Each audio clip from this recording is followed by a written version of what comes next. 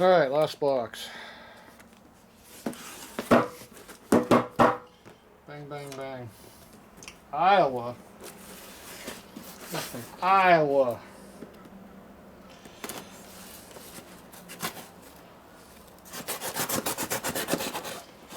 What do we got from Iowa? Ooh, get all kinds of crap. Got one of those. One of those. Ooh, that's long. That's not like can cover. And whatever that is. Oh, those sound like push rods.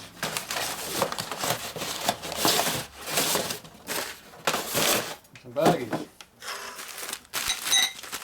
That has that push rod noise to it. Nope, those are not push rods. Those are Springer front fork spring rods, early 30s. This takes the straight spring that has the little clip in there. It's a bent spring that holds the spring in there so it doesn't rattle. So these are for your 30s bikes. So this is going to be VL, RL, and all your I-beam fork stuff. I don't think they use this on tube fork at all I-beam stuff. These look relatively short, so I'm going to guess these are for an RL 45 and early WL. So that'd be 38 and earlier. So 32 to 38. They might go back. I don't know if they go back to 30. They might. Anyway, probably 32 and up would be my guess. They're nice. I like them. These have tapers down here. They go into the fork. The Springer fork's a big cast piece, or forged actually. These are brazed in originally. See how they get the braze mark in them? They tighten the nut up and they braze it so it won't unscrew. So you can see where they had to cut the braze to get it through. You can see the mark of braze right there. The nut doesn't have that, so they probably ground the nut off because these are all ground. The nuts have been ground. So they ground them until they were flush and they unscrew the nut. And then press these out. These are nice condition, no wear on them. They get worn up in here from the balls going up and down. These are nice. I like them. I'm happy. What we got here? Big twin junk.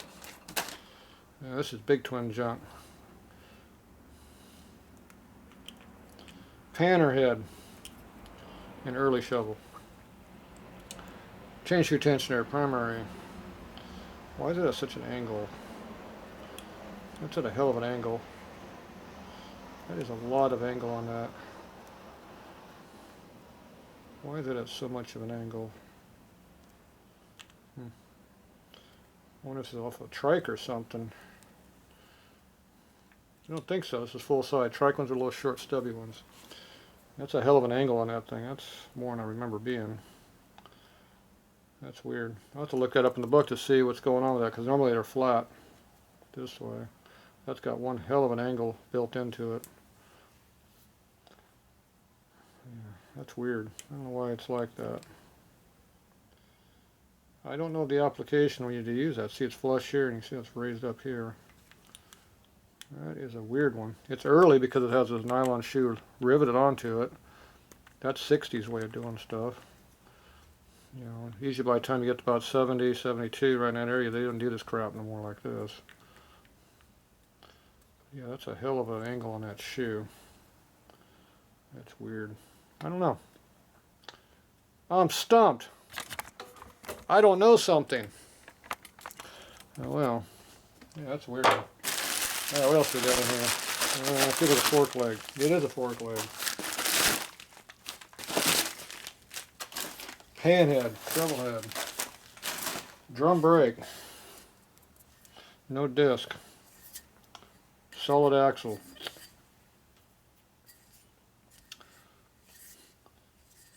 It's in the back of the right side, so this is a right side brake drum. So that makes it 69 to 71. FLH, FL. And that thing is nice in there. Look at that. No gouges in there from people using screwdrivers to get that out. Look how nice machine marks. That is nice. It's been mounted. It's been mounted. You see the rub marks. It's been used. It's pretty nice condition. It's not all chewed up. Still got the original polish on it. It's a low mileage piece. I like it. Pretty good condition. I like. Good part. Yep. So, you're storing a 69 to 71 FLH, you'll be wanting that. Yeah, I'll have to check the bush and see how bad they are, but I bet you they're pretty good. Some heaving on it though. Look at all the scrapes down here. I don't know what they were doing down there.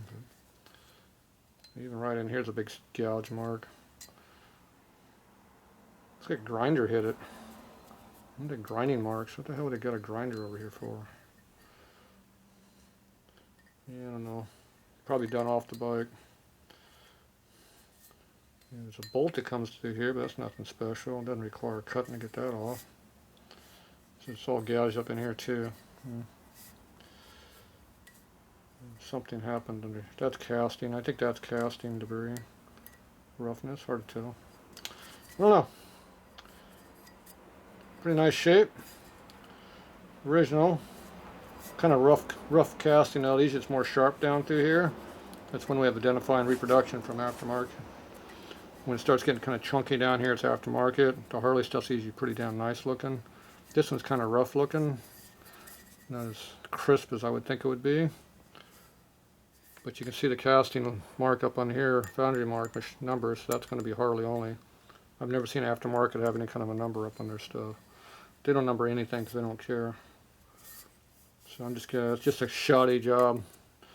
Not a real good quality piece. But you know, it's a 70s part. What do you want?